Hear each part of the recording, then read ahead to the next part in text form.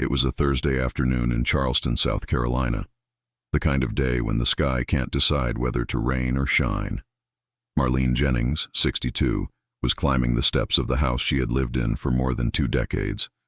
She wore worn-out slippers, a thin jasmine-scented scarf, and carried a reusable bag with eggs, bread, and a still warm roasted chicken. She rested the bag on her hip and turned the key in the front door. Something was wrong. The key didn't fit. Not with force, not with finesse. She tried again, turned it upside down, pushed. Nothing. The doorknob turned from the other side, and the door opened just a crack. Standing there, eyes wide like she'd seen a ghost, was Kimberly, Darius's girlfriend. "Oh, you came back earlier than we expected," said Kimberly, her forced smile vanishing almost instantly.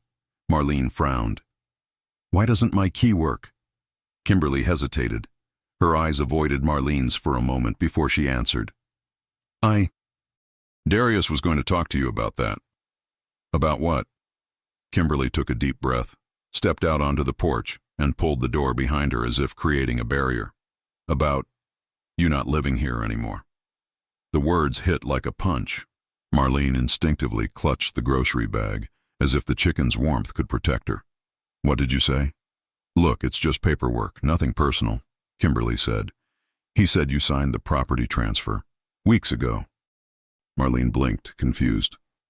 Slowly the pieces began to fit together. The papers. That conversation at the kitchen table. The way Darius avoided eye contact and said, "It's just to keep everything organized, Mom."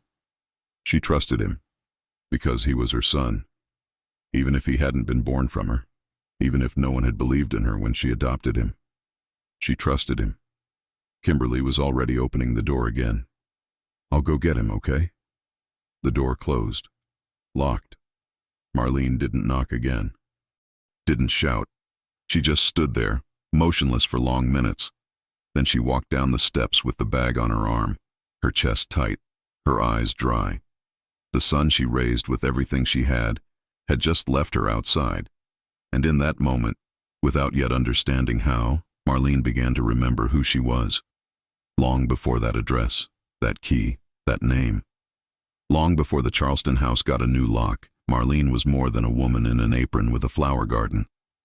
She had been head nurse at St. Augustine Hospital, known for her calm firmness and hands that soothed even the most distressed. In 1997, one early morning changed her life forever. It was around 3 a.m. when a boy was brought into the ER with an arm injury. He was 2 years old, far too skinny for his age, with dirt smudges on his face and a faded Scooby-Doo t-shirt. His name was Darius. The woman who brought him in, one of many temporary caretakers, barely filled out the paperwork before leaving. She said social services would handle it. Darius didn't cry. He didn't speak. He just clutched the sheet as if any movement would make him disappear. Marlene, without intention or preparation, sat beside the crib, whispering old lullabies, and little by little, he began to let out his breath. On the 4th day, he accepted food. On the 6th, he grabbed her finger so tightly she had trouble letting go. She had never planned to adopt anyone. At 35, she had already lost 2 babies and convinced herself she would never have children. But with Darius, God didn't knock on the door. He simply placed a boy in her arms and dared her to let go. 6 months later, the adoption was finalized. She raised him alone, facing stares on the street, veiled questions and cruel jokes that a black woman raising a white boy looked like something out of a sad movie. But she gave him everything: a room with dinosaur wallpaper, backpacks with his name embroidered, vaccines on time, asthma medicine which he needed for years. When she found out he had trouble reading, she hired a private tutor. When he wanted to play basketball, she sat in the bleachers even on rainy days. She taught Darius to say sorry, to say thank you, to sort laundry by color. And deep down, she thought that would be enough. That love, when it's real, is enough to raise someone right. But time began to bend Darius in ways she could no longer reach. In his teenage years, he started asking questions. Why don't I look like you? Why do people stare at us? Why doesn't anyone believe you're my mom? and she answered with the firmest voice she could manage.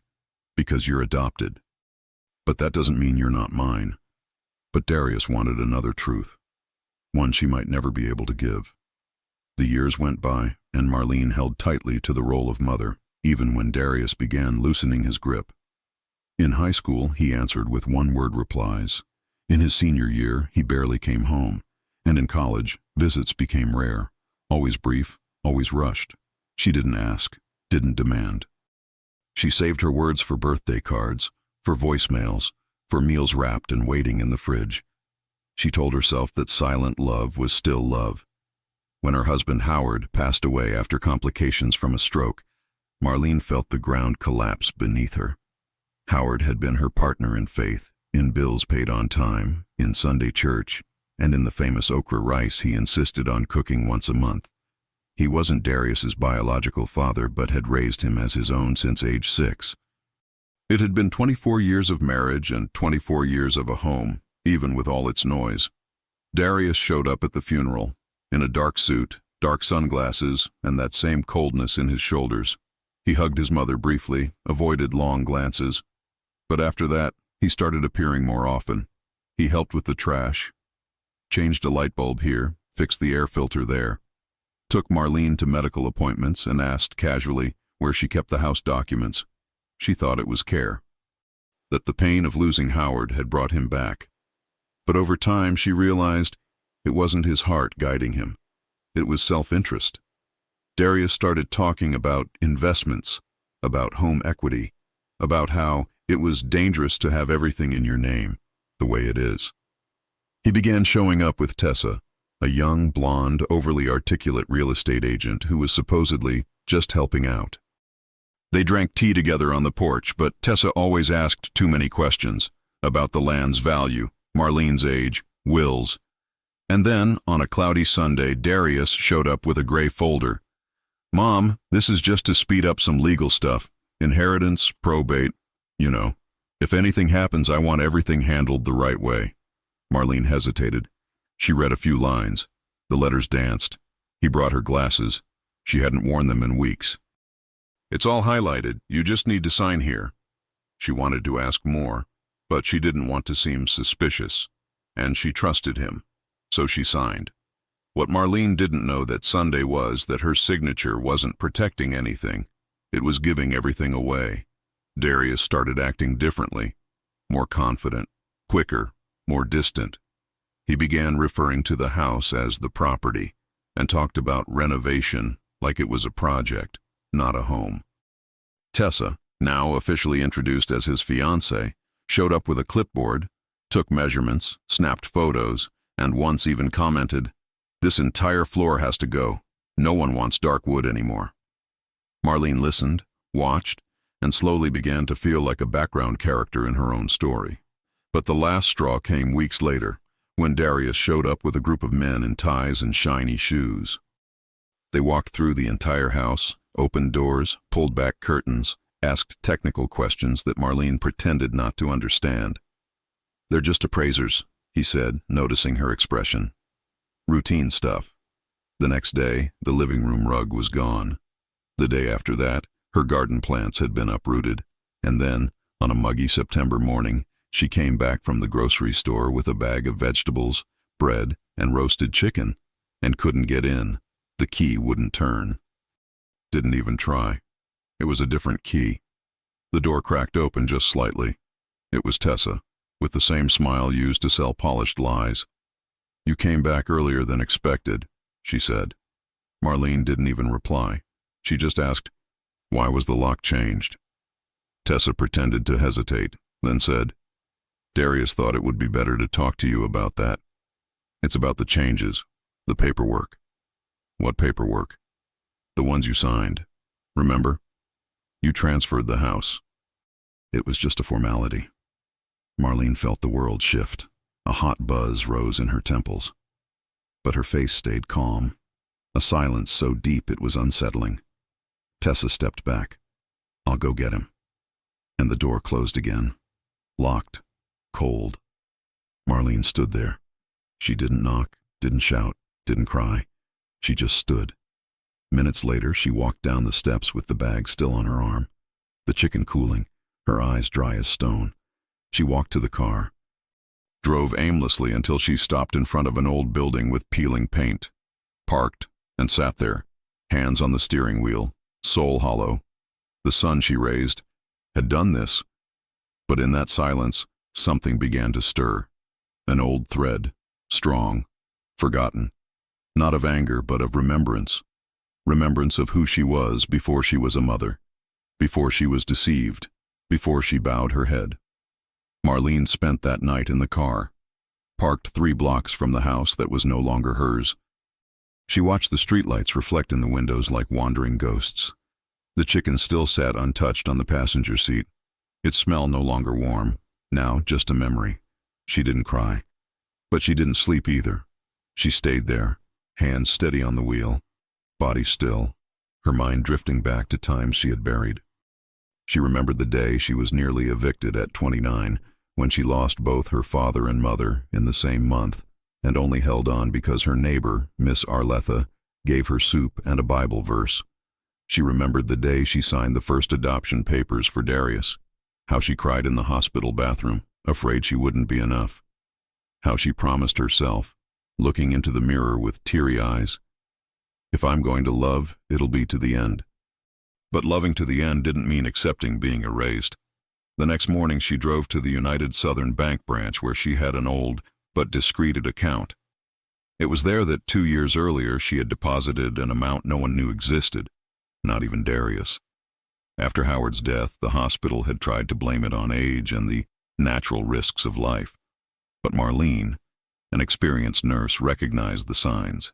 She pushed, sought advice from an old friend of Howard's, a retired lawyer named Julian, and filed a lawsuit. She won.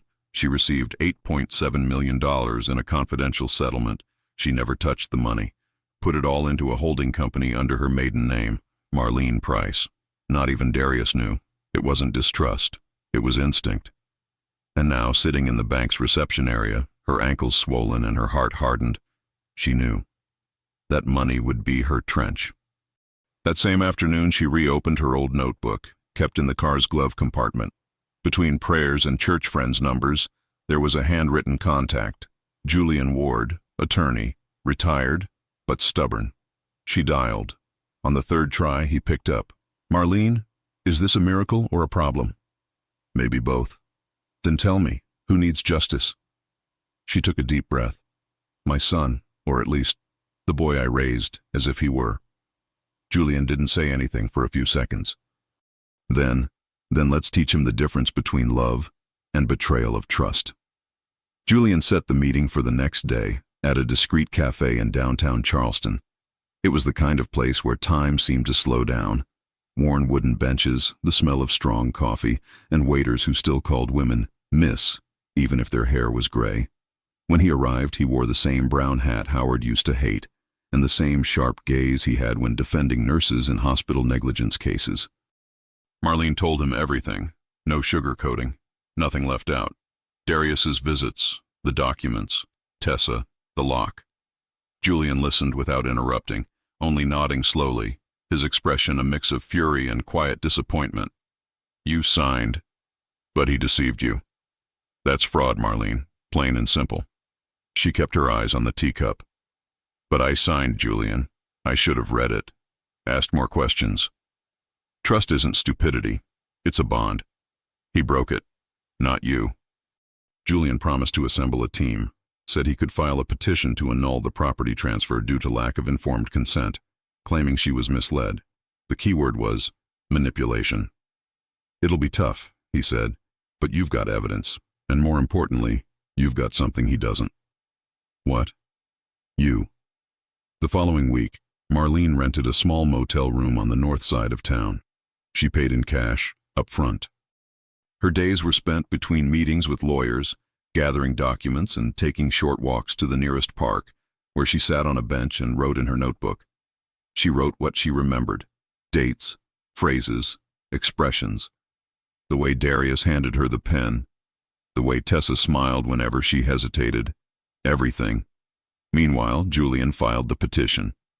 Justice would be set in motion. But there was one last thing Marlene needed to do before the case began: face Darius. Not as a mother, as a woman. On Friday, she drove to the house, the one that used to be hers. She parked in front of the sidewalk. The garden looked wilted. Her flowers, the hibiscus, had been ripped out and replaced with lifeless white stones. Darius opened the door wearing a t-shirt and gym shorts, his expression tired and impatient. "Mom?" She didn't answer right away. "I just came to say one thing, not to argue, just to make it clear." He stood still, maybe confused by her calmness. "I loved you the way only a mother can, and you sold me like I was a burden. But I never needed that house to know who I am. And now, you're going to find out who the woman is who raised you." Darius didn't know what to say. He stood there, mouth slightly open, expression caught between shock and embarrassment. This wasn't the Marlene he knew, or rather, it wasn't the tamed version of her, always ready to give in, stay quiet, make coffee, and smile with tired eyes. That woman was someone else. "You're going to sue me?" he asked, crossing his arms. Marlene looked him in the eye. "No, I'm going to defend myself, and I'm going to win." "You're overreacting. You locked me out of my own house, called me a guest, erased me." He swallowed hard. She took a deep breath and added, "And I let it happen. For a long time I let it. But that's over." Without waiting for a response, Marlene turned and walked back to her car. The following week, Darius received the summons. The lawsuit moved forward, requesting annulment of the transfer on the grounds of bad faith and lack of informed consent. Julian included as evidence the history of emotional dependency, misuse of familial influence, and Marlene's detailed testimony, carefully documented with dates and events. Darius did not attend the first hearing. At the second, the judge, a black woman in her early 50s, reviewed the documents, listened to the testimony, and didn't hesitate. This court finds clear inducement to error and abuse of trust. This transfer is hereby reversed with immediate effect. The property is legally returned to Ms. Marlene Price. Silence. Julian turned to her. "It's yours again." Marlene didn't smile. She simply bowed her head slightly in respect. She hadn't won through revenge. She had won with truth. Darius left the state a few weeks later.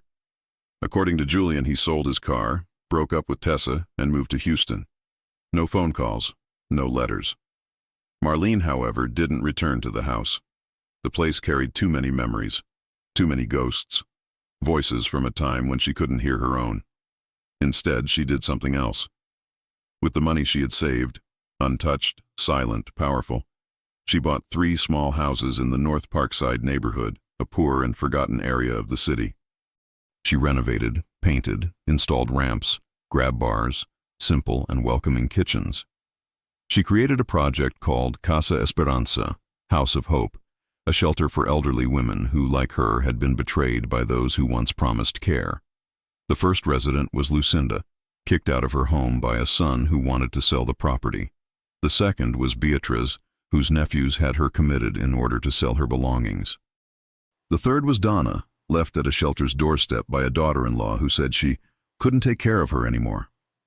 Marlene cooked for them on Sundays, sat on the porch and listened, and understood. It wasn't just her. It never was. Over the months, Casa Esperanza became more than a shelter. It became a home, a refuge where women who had been silenced could find their voices again, their memories, and their dignity. Lucinda loved tending to the plants. She had a way with her hands that made anything bloom. Beatrice kept a shelf of old recipe books and baked cakes that tasted like forgotten childhoods. Donna, the quietest, loved writing letters she never sent. To her son, to her husband, to herself. Marlene watched everything calmly. She used to wake up early, brew coffee, and sit in the rocking chair on the porch. There were no more shouting matches, no slamming doors, no unanswered questions. Peace was built there, one spoonful of soup at a time. One day Julian showed up with a brown envelope in his hands. He sat at the table with her and said, in his dry humor, "Not sure if you'll want to read this, but..."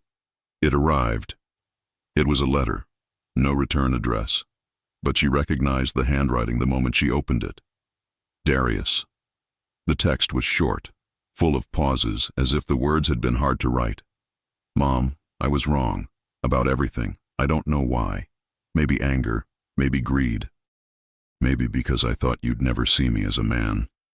And I tried to take what was yours just to prove that I could. But now I understand. What I took wasn't just the house. It was what it meant. You didn't deserve that.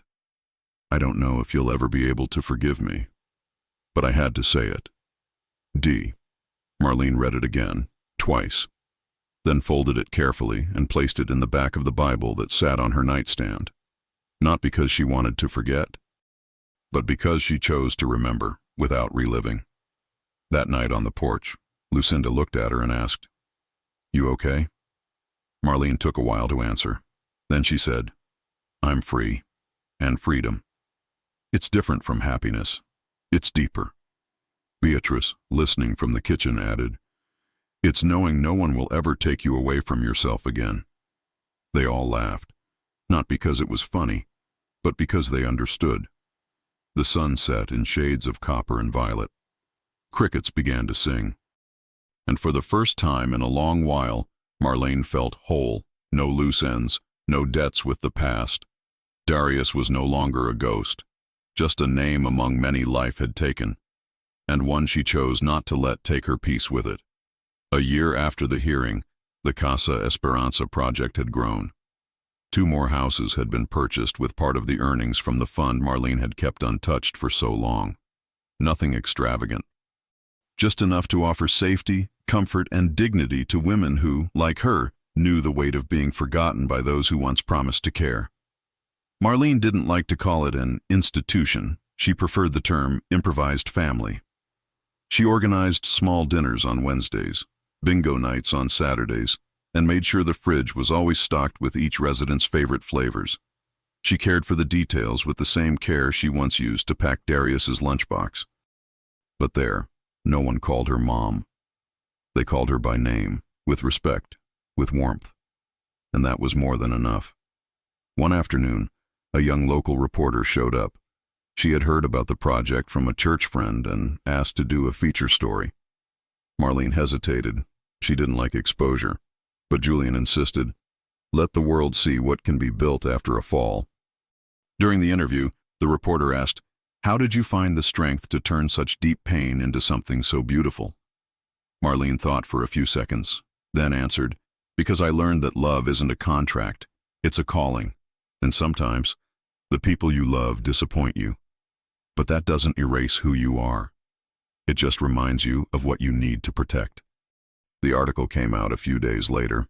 Marlene Price, the woman who turned the page and rewrote her story with her own hands.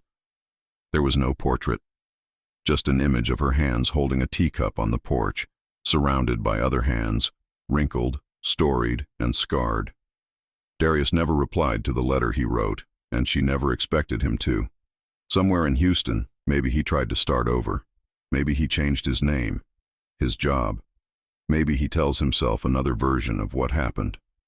Marlene didn't know, and she didn't need to, because her life now wasn't in hands that could betray her. It was planted, rooted, in soil she had chosen herself. At the end of that day, Donna came over with 2 steaming mugs. "To us," she said. "To us," Marlene echoed with a soft smile.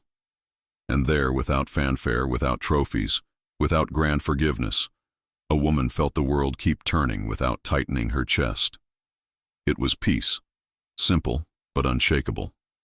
It was late afternoon in Charleston when Marlene sat alone on the back porch of Casa Esperanza, a blanket over her knees and a cup of mint tea in her hands. The sky was painted in burnt orange, with golden streaks that looked hand-stitched. Inside, Beatrice was baking cornbread. Lucinda was organizing the week's medications with the precision of a nurse.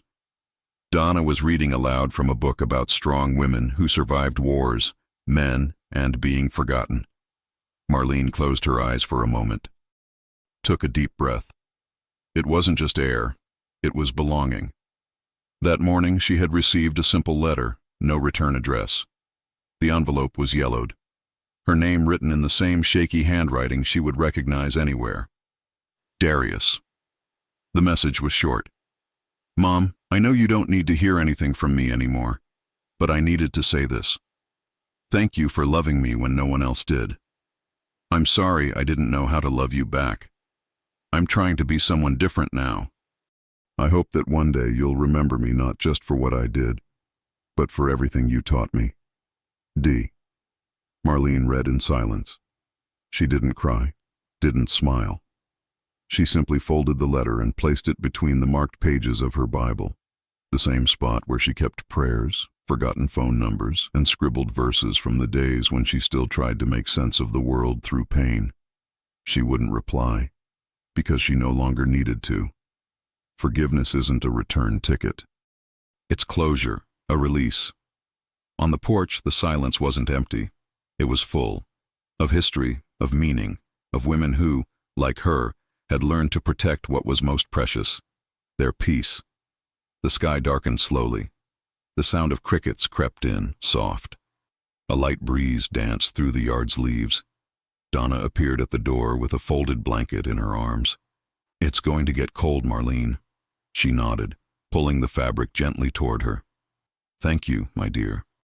And when night finally fell, wrapped in silence and the smell of freshly baked bread, Marlene Price knew, without a shadow of doubt, that a home isn't what you're given. It's what you build when no one else believes you can. And real power doesn't shout, doesn't demand, doesn't seek revenge. It simply sits, breathes, and blooms